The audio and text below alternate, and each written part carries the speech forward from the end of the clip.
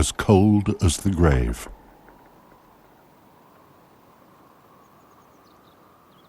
A canal disused and derelict for over half a century.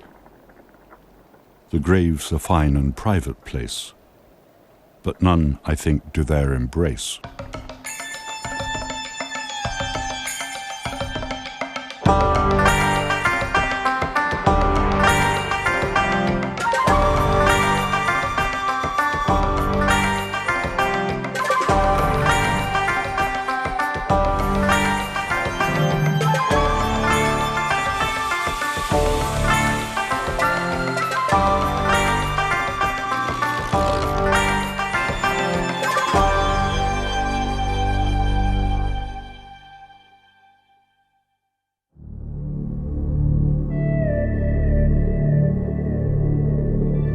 But now the Royal Canal has been restored, and I'm going to travel on it, from the Liffey to the Shannon. It was 1992 when I first did something like this, travelling from the Liffey to the Shannon on the Grand Canal. Between then and now, economic boom and bust have totally transformed Dublin's docklands. Why am I doing this? Because the passing years have failed to quench my thirst for exploration. Unexplored territory doesn't exist anymore, but it's not necessary for exploration. So I'm going to join my boat, which is called Rambler, and is owned and crewed by members of the Connon family, John Jr., Evan, and Johnny Sr. Johnny, great to see you. Good to be here. Oh, no problem. Thank you. Could I give you that? Thanks.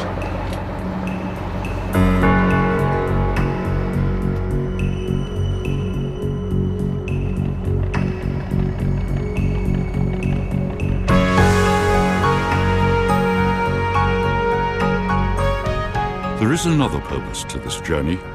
Rambler started life in 1878 as a steam tug on the Royal Canal. The closure of the canal effectively marooned her in Dublin because the other route west, the Grand Canal, has smaller locks and she won't fit into them. But now at last, she has a chance to escape and to meet up with her long-lost sister Changsha and the other heritage boats on the Shannon. We're searching for missing relatives.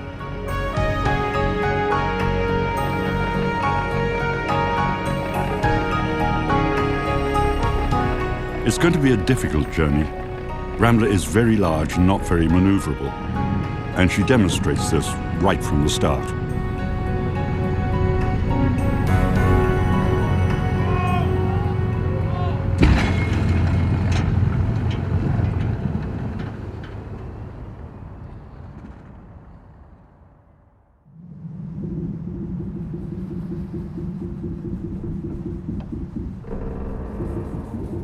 Has our canal journey come to an end before it's even started?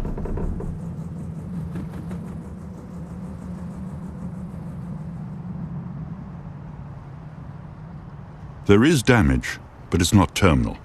We can continue a voyage that was last accomplished nearly 60 years ago in a boat called the Hark. It was just a trip made over an Easter weekend. We left Dublin on Good Friday and we arrived out onto the Shannon at Tarmanbarry on Easter Monday. My memory of it is of a lovely canal, because I had been on the Grand Canal a few times, and the Royal, in many ways, is a prettier canal and goes through a lot of interesting little villages and towns. We're talking about the 1950s. That's the period immediately after the end of the Second World War. And there really was very little use being made of the waterways, and so they were tending to get closed down. The Royal had gone downhill, and the more downhill it went, the less traffic it had. And at that stage, it was fairly obvious it was going to close. And Vincent Delaney, my first husband, persuaded Douglas Hurd to bring his boat, the Hark, down the canal, almost looking upon it as a farewell trip. This was possibly going to be the last boat ever on the canal, and he would have been quite staggered to see the canal reopened now.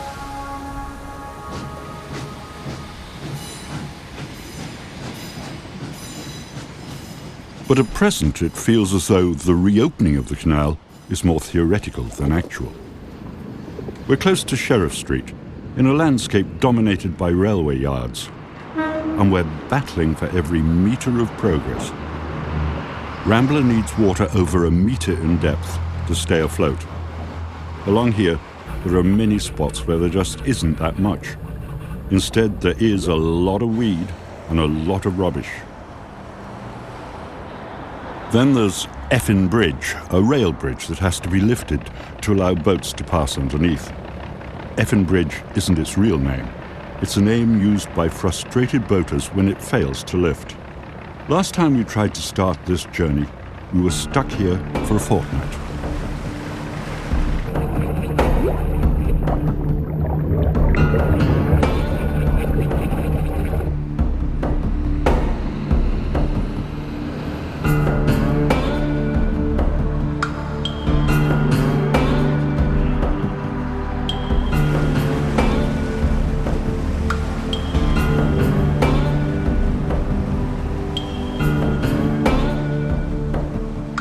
We're trying to make it from the sea lock at the mouth of Spencer Dock to the first canal lock at Newcomen Bridge.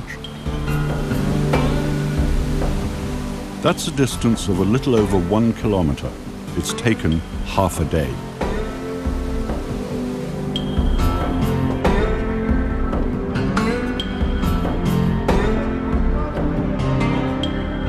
You can't relax for a second. Constant vigilance, looking out for the next obstacle we have to overcome. It's the sheer size of the boat that's making things so difficult. 22 metres long. Draft, which is the measurement from the waterline to the deepest point, over 1 metre. Air draft, which is the distance from the waterline to the highest point on the wheelhouse, 3.5 metres. Bridges are among the worst obstacles. Fallen masonry and dumped rubbish clog them up. Each one is a struggle, an adversary to be overcome.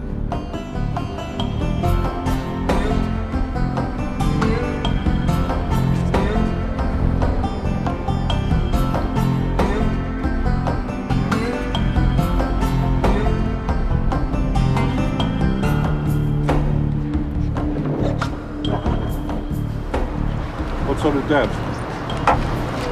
4 feet. 4 feet.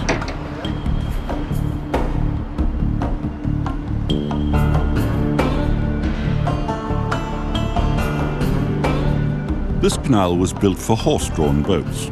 Unfortunately, we haven't got a horse. But to make it as far as Croke Park, we have to resort to a modern-day equivalent.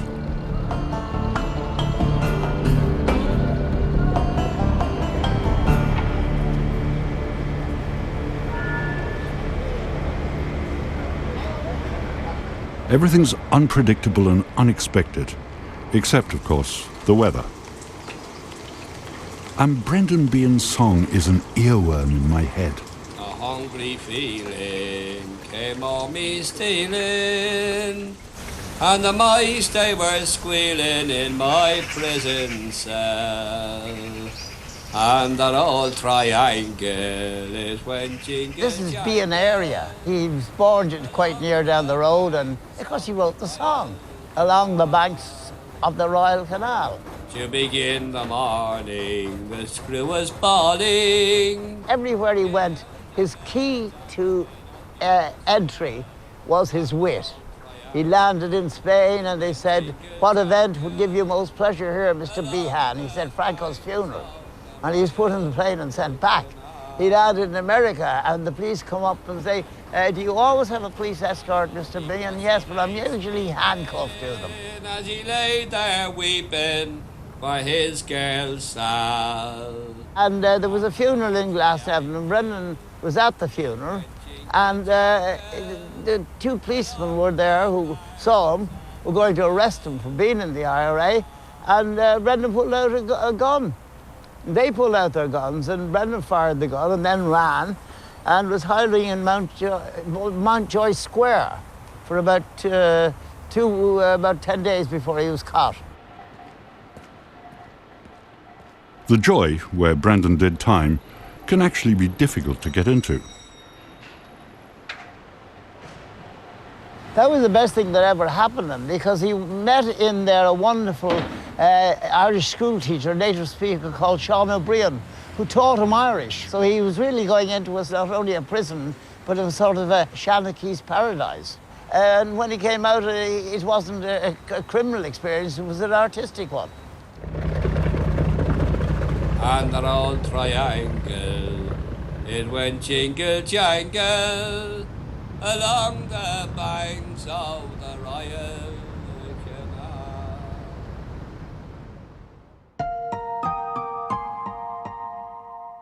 We've a long way to go, and at this rate, it's going to take us months. Was this journey a crazy idea? And thinking about that, it occurs to me that it might have been a crazy idea to build this canal in the first place. Who did it, and why? As far as the Royal is concerned, the story began, according to the records, with an irate director of the Grand Canal Company who felt he was insulted by his fellow directors and was alleged to have stormed out of a meeting and said he would build a rival canal. We're talking about the 1780s. We were in the middle of the canal age at that time, and water transport was looked upon as a very good substitute for road transport, which was the only other way of getting around. The canals were doing a great service to the country. They opened up large areas of the country, and there's no doubt about it, made traveling much easier for people. So they would have done fine if they hadn't invented steam and brought the railways along.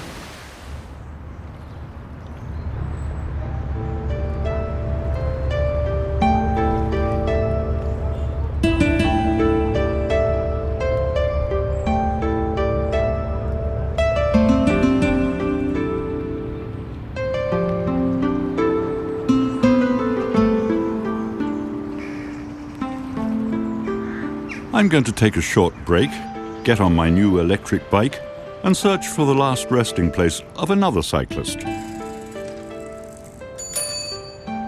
And of the woman who was the love of his life and was engaged to him when he was killed.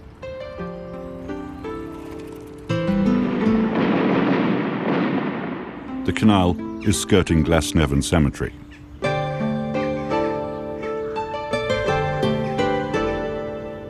There were 500,000 mourners at the funeral of Michael Collins. And every day since 1922, fresh flowers appear on this grave. Flowers and echoes of a turbulent time in our history, of action men in trilby hats.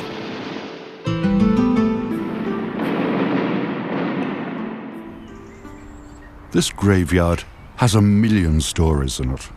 Stories of war and stories of love. Michael Collins and Kitty Kiernan. A war story and a love story. And a great story. It's always fascinated me.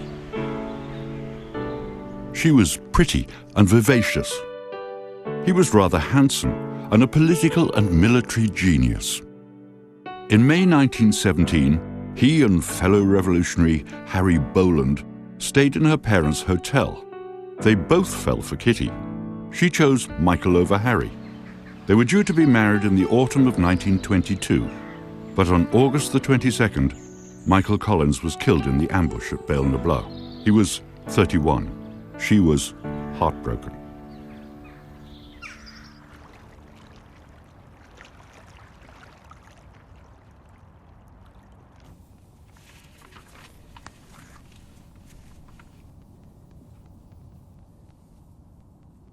The end of a long day.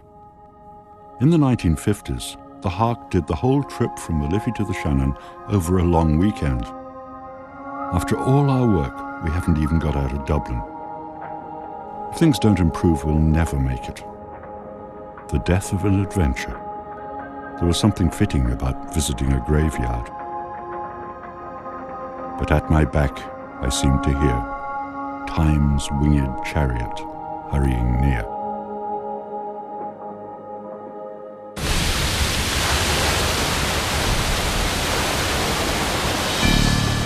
Day 2, and although it's still hard going, we are making slightly better progress.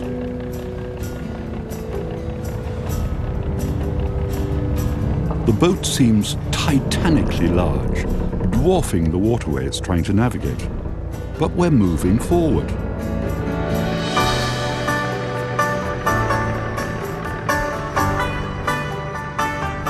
Are we getting better water, or are we becoming more skillful at the business of dragging her along?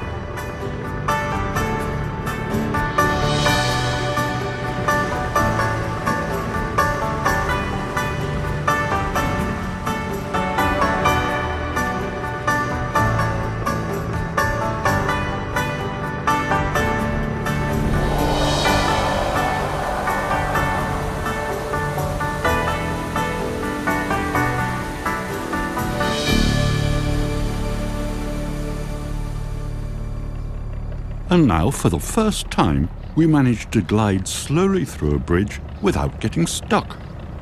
A famous bridge, originally called Broom Bridge, but renamed Hamilton Bridge after a genius called William Rowan Hamilton, who scratched a mathematical equation on it in 1843 while out walking with his wife. Hamilton was a mathematician, physicist, astronomer, and linguist. He was so bright that Trinity College Dublin appointed him Professor of Astronomy at the age of 22. One of the perks of the job was living in Dunsink Observatory, close to the canal in Castleknock. Dunsink time is official Irish time, just as Greenwich Mean Time is official British time.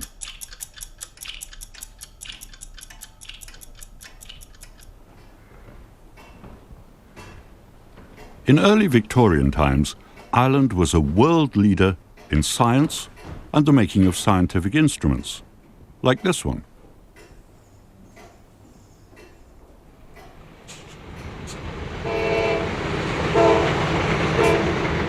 Hamilton used to walk into Trinity College from Dunsink along the canal bank.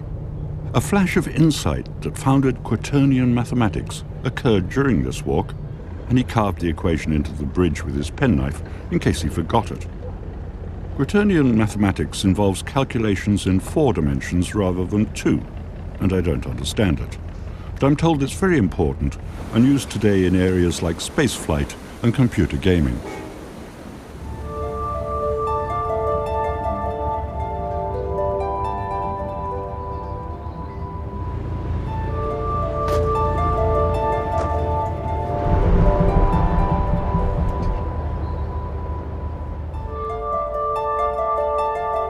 In the late 20th century, we again became world leaders, this time in building apartment blocks with borrowed money.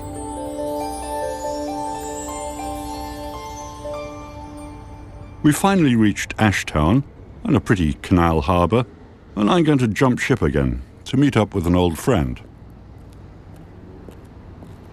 You're bringing me fly fishing in Finglas? Fishing in the middle of the city in the Tolka is unusual.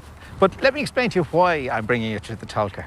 For the last number of years, probably the last 2 or 3 years, the stock of fish here in Finglas, right up above us here, is actually quite good, with some quite big wild fish, up to about £1.75 pounds. But trout are really fussy fish about water quality, aren't they?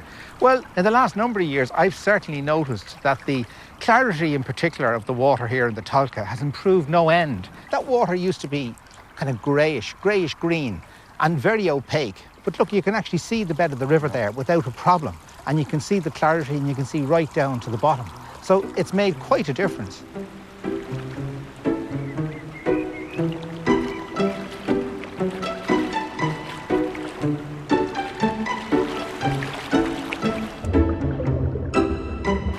Really, the important thing in terms of getting the river kick-started, getting it moving, is the fact that every piece of stone, every piece of gravel has life on it.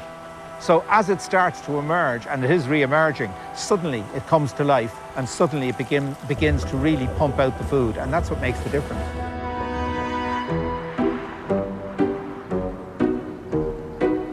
given the number of people that live along the banks of the Tolka, it certainly is an incredible credit to them all that the river is now beginning to recover to such an extent. And they've produced, in essence, a minor miracle.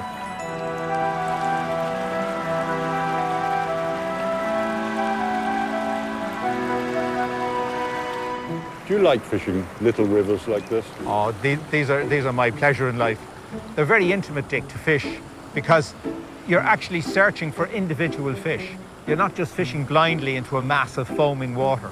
And that trout you saw earlier under the tree, what I'm trying to do is to put the fly above him and then to drift this little weighted fly past his nose. And hopefully I'll just see the move of the mouth, it'll close and I'll lift and there'll be the fish. But there are no guarantees in this game.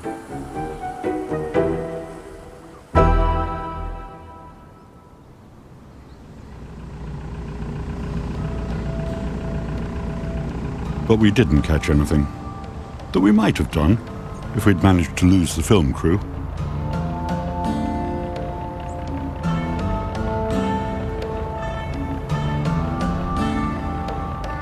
The canal is already becoming more rural, although we're still in the city. And the boat's going well, despite the fact that she's even older than I am.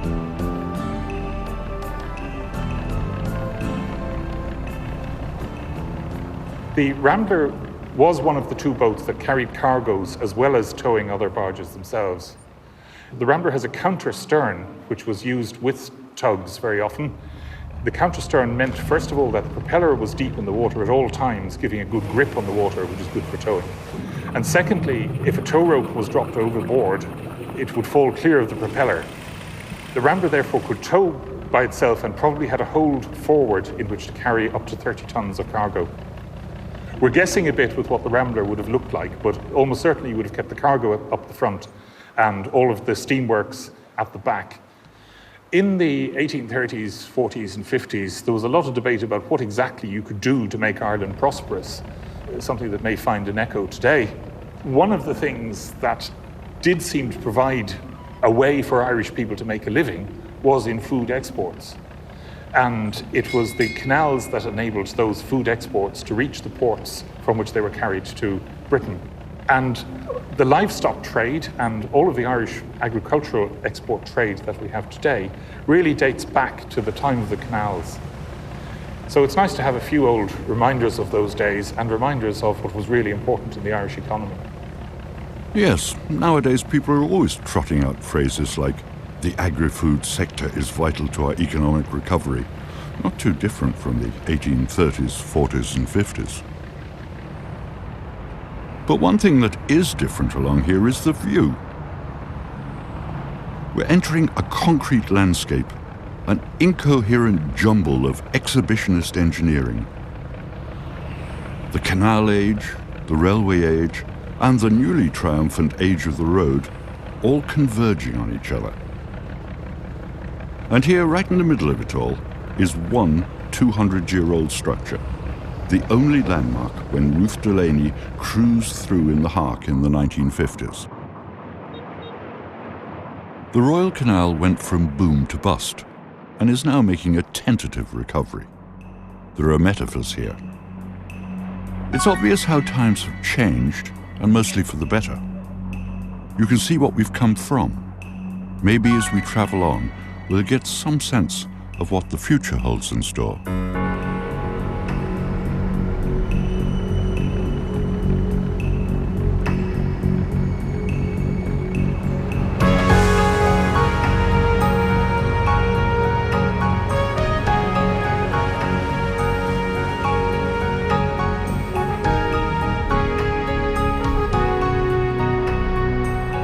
I think the true spirit of an age is often expressed not in its art or its literature, but in its civil engineering.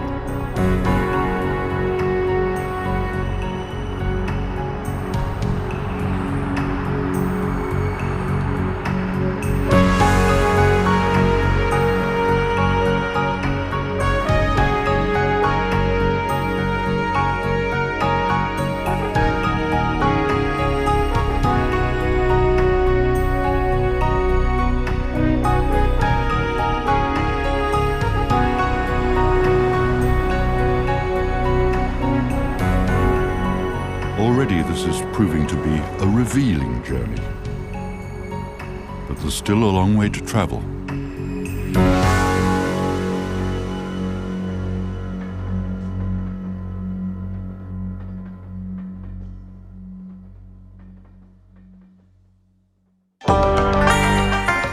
Well, it won't be all plain sailing for the 6 famous faces who undergo the big interview with Mike Murphy. First in the chair for the brand new series is Tommy Tiernan next Thursday night at 10:15 here on RTE1. After the break, the RTE News and weather.